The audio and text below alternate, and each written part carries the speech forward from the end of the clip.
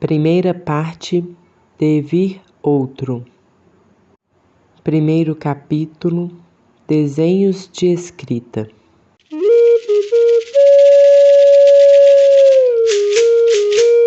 Sem que soubéssemos, forasteiros decidiram subir os rios e entraram em nossa floresta. Não sabíamos nada a seu respeito, nem sequer sabíamos por que queriam se aproximar de nós. Certo dia chegaram até nossa casa grande de Maracana, no alto do Totobe. Eu era bem pequeno, quiseram me dar um nome, Yossi, mas achei-o muito feio e não aceitei. Soava como o nome de Yoassi, o irmão mau de Omama. Pensei que tal nome levaria os meus a zombarem de mim. Omama tinha muita sabedoria. Ele soube criar a floresta, as montanhas e os rios, o céu e o sol, a noite, a lua e as estrelas. Foi ele que, no primeiro tempo, nos deu a existência e estabeleceu nossos costumes. Ele também era muito bonito. Seu irmão, Yoassi, ao contrário, tinha a pele coberta de manchas esbranquiçadas e só fazia coisas ruins. Por isso eu fiquei muito bravo. Mas esses primeiros forasteiros logo foram embora e seu nome ruim foi junto. Depois de algum tempo, outros brancos chegaram. Esses ficaram. Construíram casas para viver perto de nós. Repetiam sem parar o nome daquele que os criou. Por isso, para nós, tornaram-se a gente de Teossi. Foram eles que me nomearam Davi, antes mesmo de os meus familiares me darem um apelido conforme o costume dos nossos antigos. Os brancos me disseram que esse nome vinha de peles de imagens em que estão desenhadas as palavras de Teossi. É um nome claro que não se pode maltratar. Fiquei com ele desde então. Antes de os brancos aparecerem na floresta, distribuindo seus nomes a esmo, tínhamos os apelidos que nos davam nossos familiares. Porém, entre nós, não são nem as mães, nem os pais que dão nome às crianças. Estes só se dirigem a seus filhos pequenos com o termo Osê, filho ou filha, os quais chamam ambos de Napá, mãe. Mais tarde, quando crescem, chamarão ao pai de outro modo, Rapa, pai. São os membros da família, tios, tias ou avós que atribuem um apelido à criança. Em seguida, as outras pessoas da casa que o escutaram começam a usá-lo. Depois, a criança cresce com esse apelido e, aos poucos, ele se espalha de casa em casa. Quando se torna adulta, o nome acaba ficando associado a ela. Assim, chamaram a um dos irmãos de minha mulher de Wari, porque quando era pequeno, resolveu plantar de brincadeira uma árvore Wari Marri atrás de sua casa.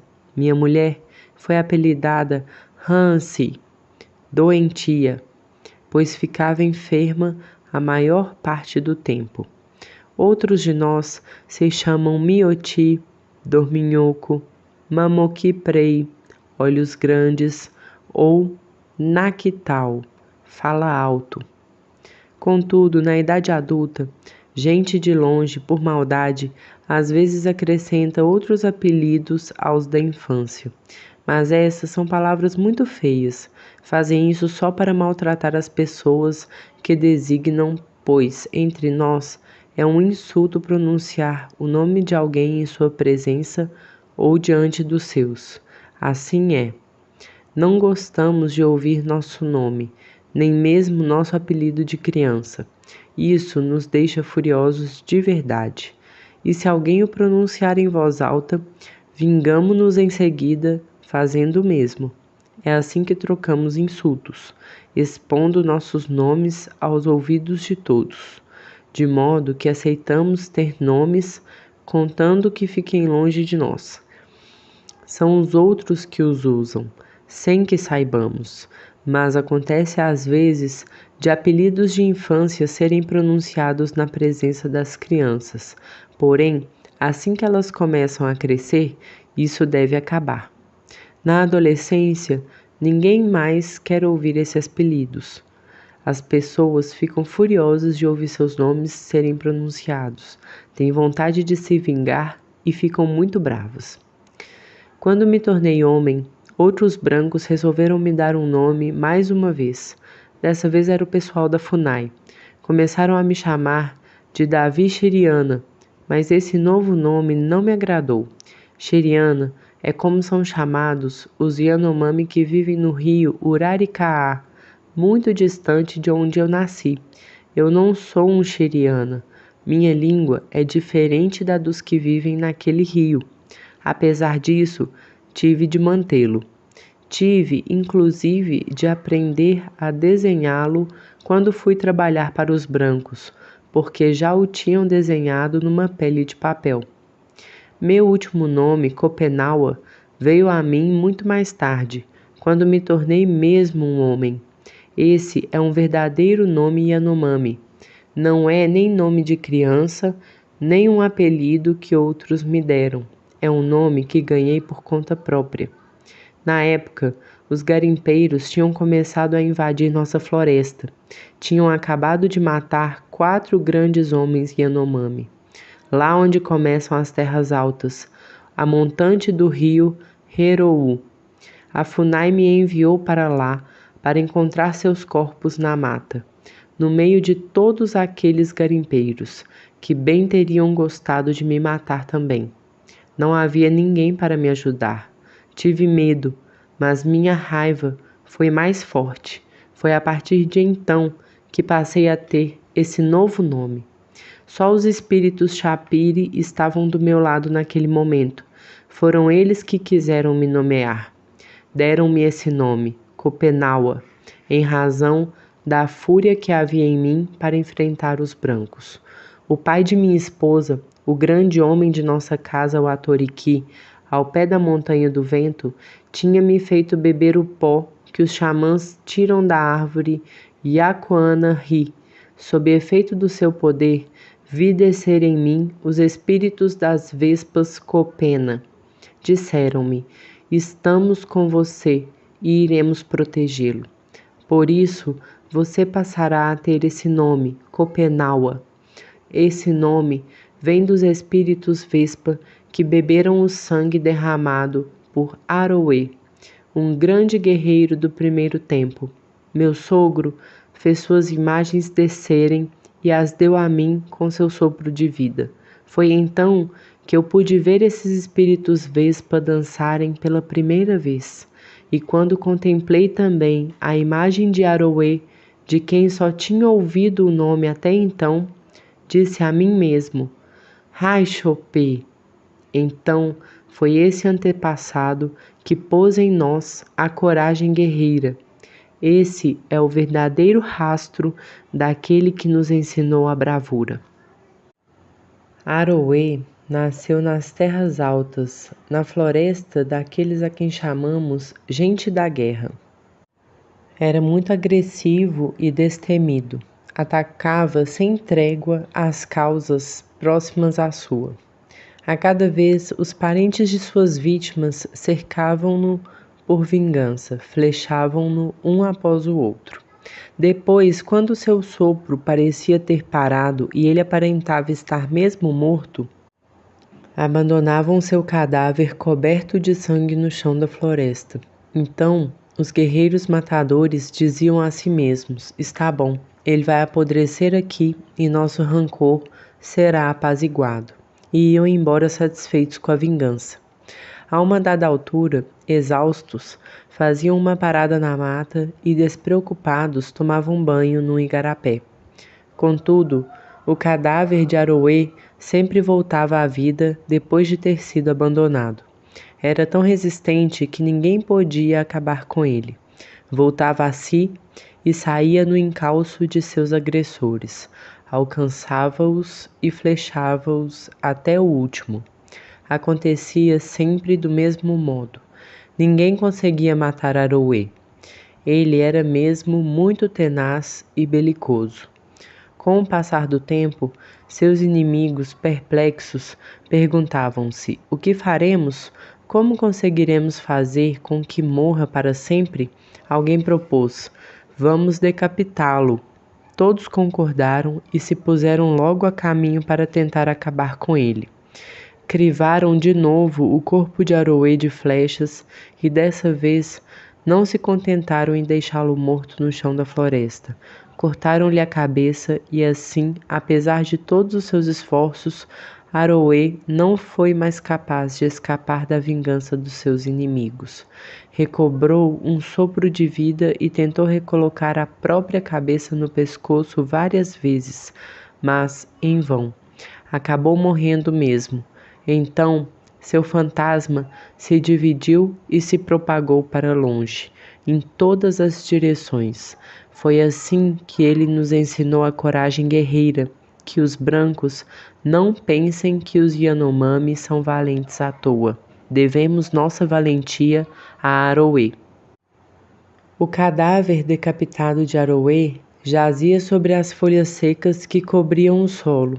Todo o seu sangue tinha se esparramado pelo chão, aos poucos. Então, as vespas da floresta se reuniram com as formigas chirrô e caxi nas folhas ensanguentadas para se fartarem.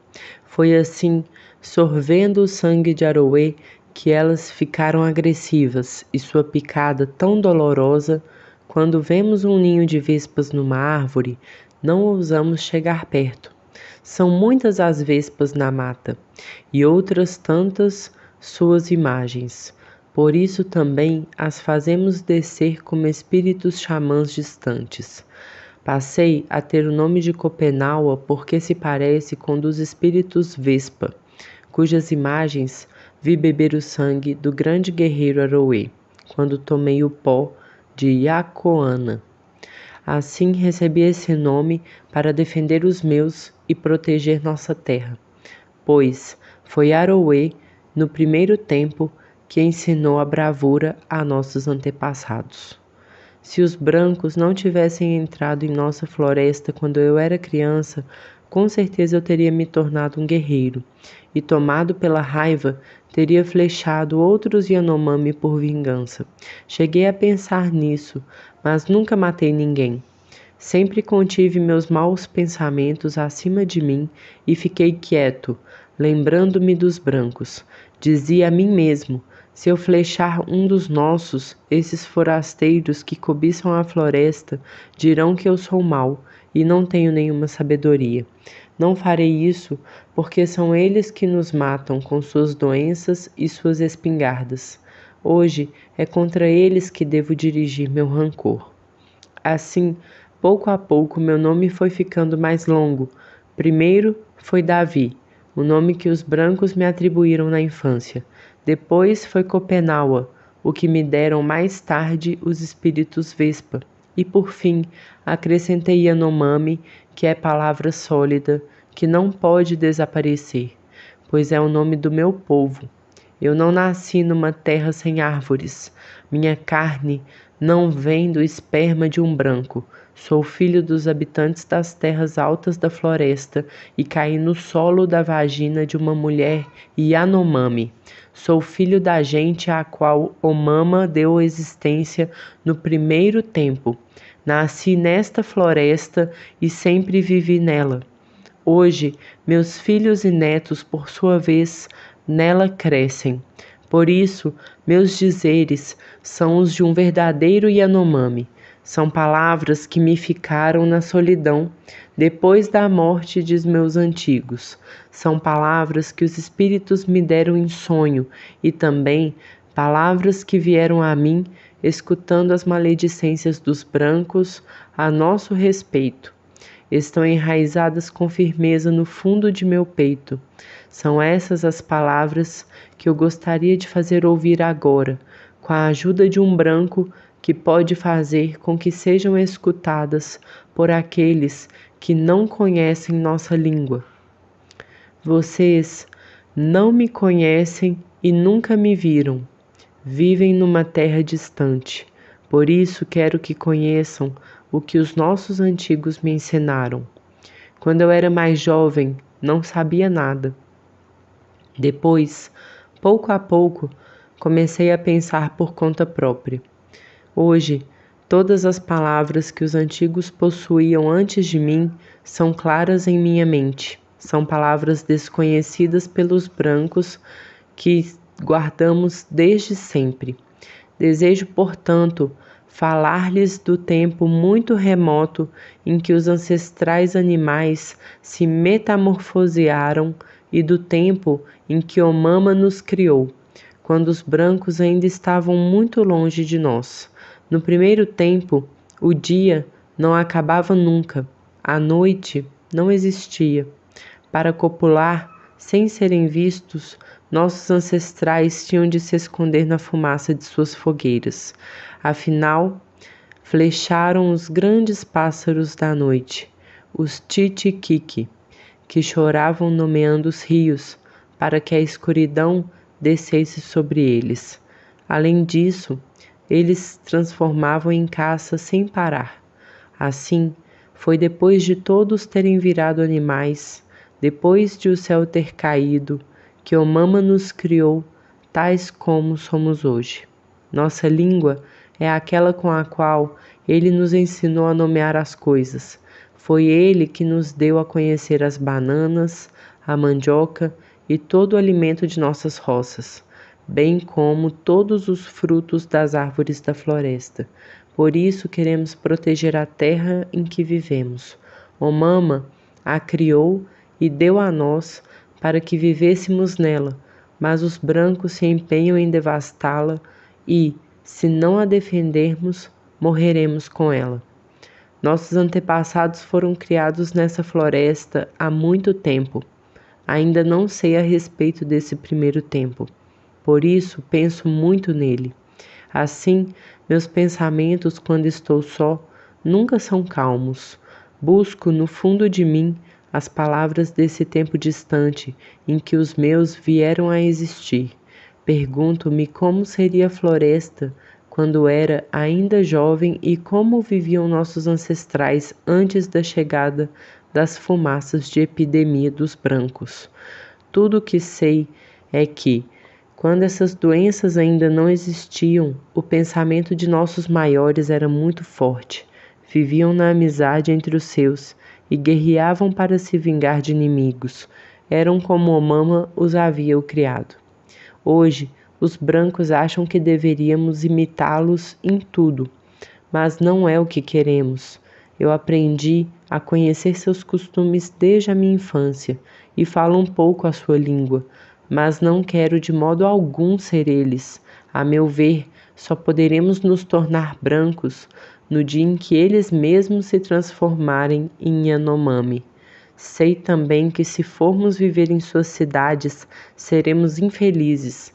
Então, eles acabarão com a floresta e nunca mais deixarão nenhum lugar onde possamos viver longe deles.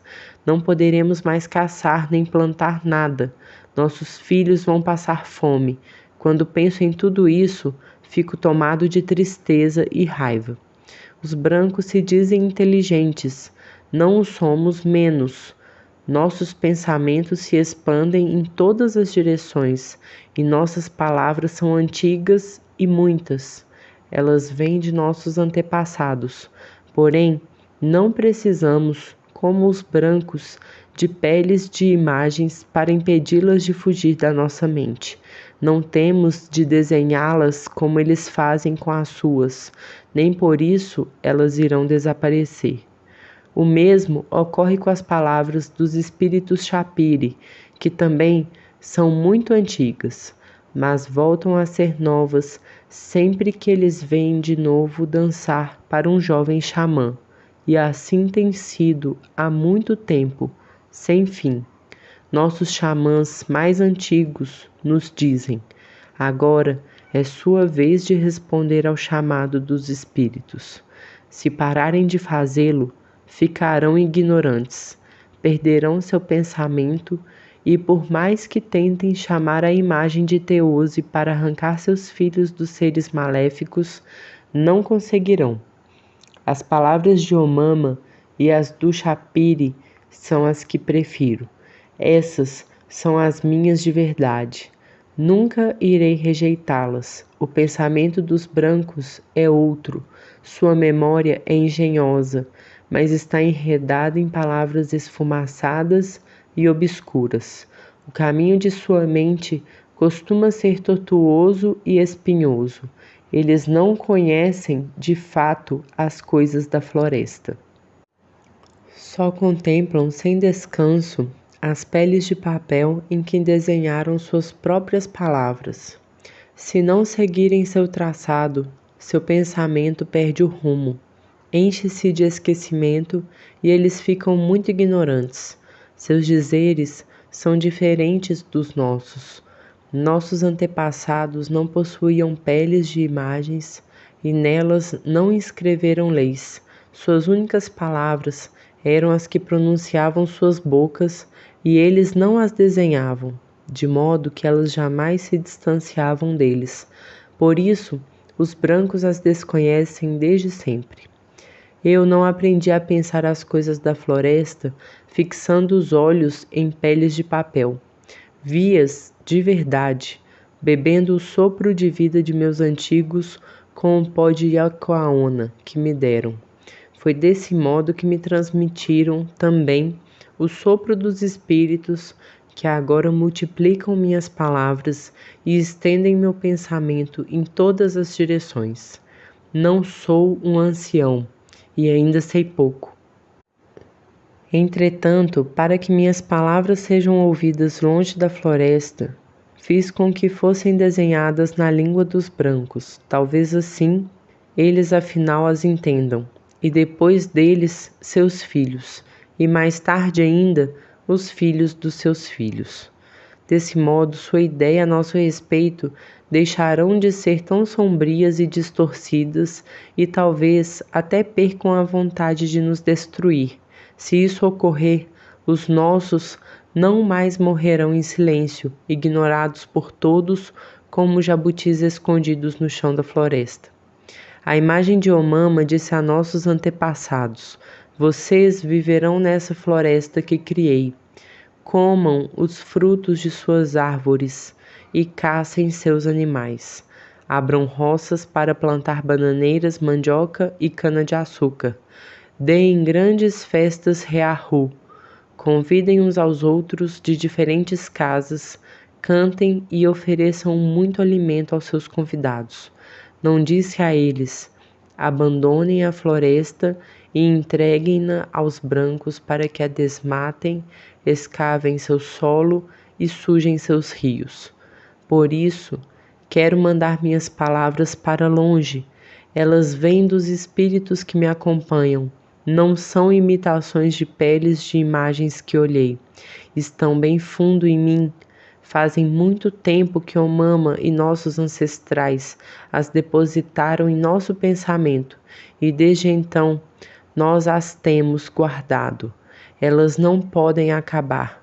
Se as escutarem com atenção, talvez os brancos parem de achar que somos estúpidos. Talvez compreendam que é seu próprio pensamento que é confuso e obscuro, pois na cidade ouvem apenas o ruído dos seus aviões, carros, rádios, televisores e máquinas. Por isso, suas ideias costumam ser obstruídas e enfumaçadas. Eles dormem sem sonhos, como machados largados no chão de uma casa. Enquanto isso, no silêncio da floresta, nós, xamãs, bebemos o pó das árvores Yacoana, que é o alimento do chapire. Estes então levam nossa imagem para o tempo do sonho. Por isso, somos capazes de ouvir seus cantos e contemplar suas danças de apresentação enquanto dormimos.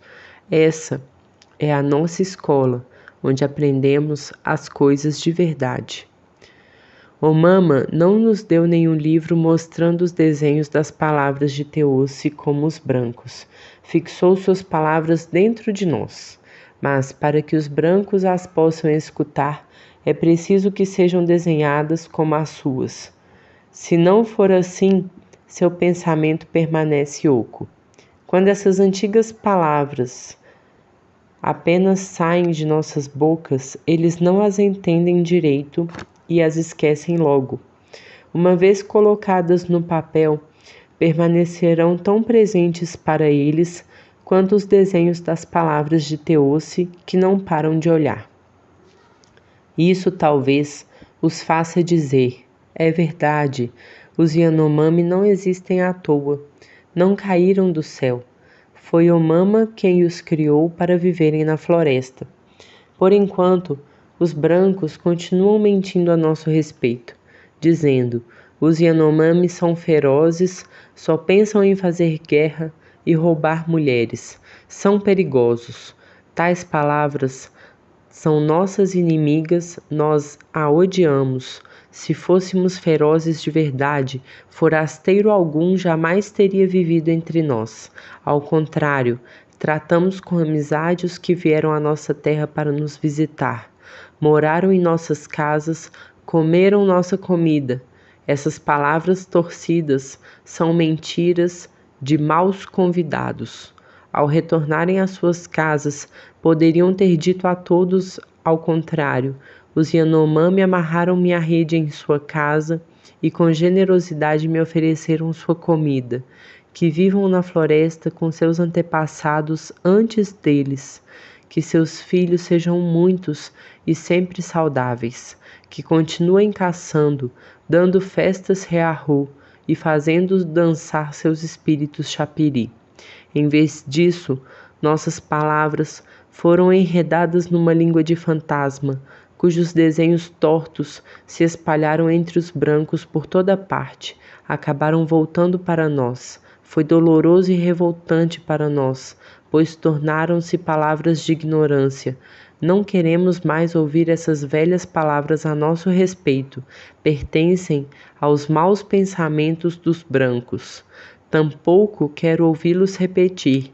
As palavras dos Yanomami para defender a floresta são mentira. Ela logo estará vazia. Eles são poucos e vão todos virar brancos.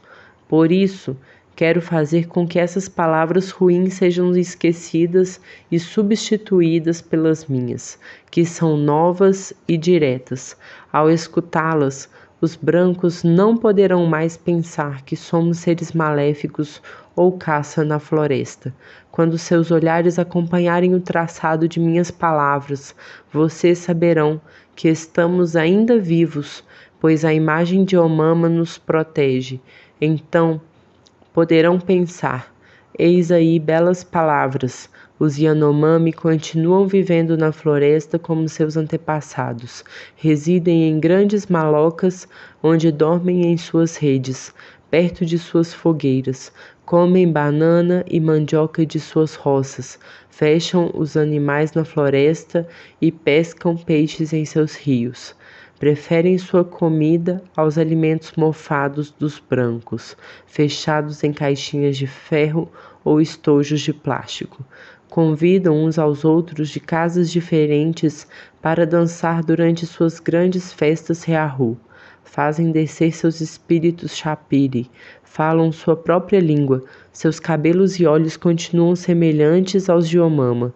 Não viraram brancos, continuam vivendo nas mesmas terras que, do alto de nossos aviões, parecem vazias e silenciosas. Nossos pais já causaram a morte de muitos de seus maiores. Não devemos continuar nesse mau caminho. Longe de nossa floresta há muitos outros povos além de nós. Contudo, nenhum deles tem um nome semelhante ao nosso. Por isso, devemos continuar vivendo na terra em que Omama nos deixou no primeiro tempo.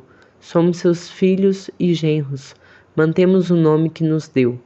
Desde que nos encontraram, os brancos não param de nos perguntar: quem são vocês? De onde vêm? Como se chamam? Querem saber o nosso nome. Yanomami significa por que tamanha insistência? Alegam que é para pensar direito. Achamos que, ao contrário, isso é ruim para nós. Que resposta lhes daremos? Queremos proteger nosso nome. Não nos agrada repeti-lo à torto e à direito. Seria maltratar a imagem de Omama. Não é assim que falamos. Por isso, ninguém quer responder às suas perguntas. Somos habitantes da floresta. Nossos ancestrais habitavam as nascentes dos rios muito antes de os meus pais nascerem e muito antes do nascimento dos antepassados dos brancos. Antigamente, éramos realmente muitos e nossas casas eram muito grandes.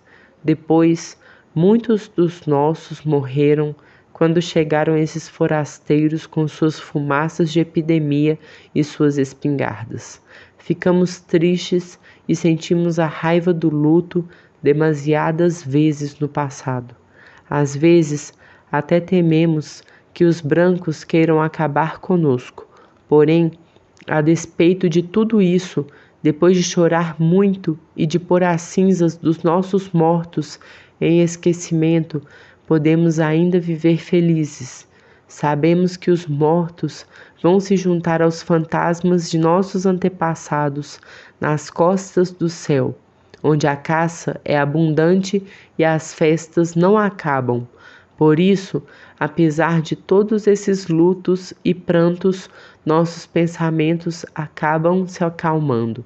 Somos capazes de caçar e trabalhar de novo em nossas roças.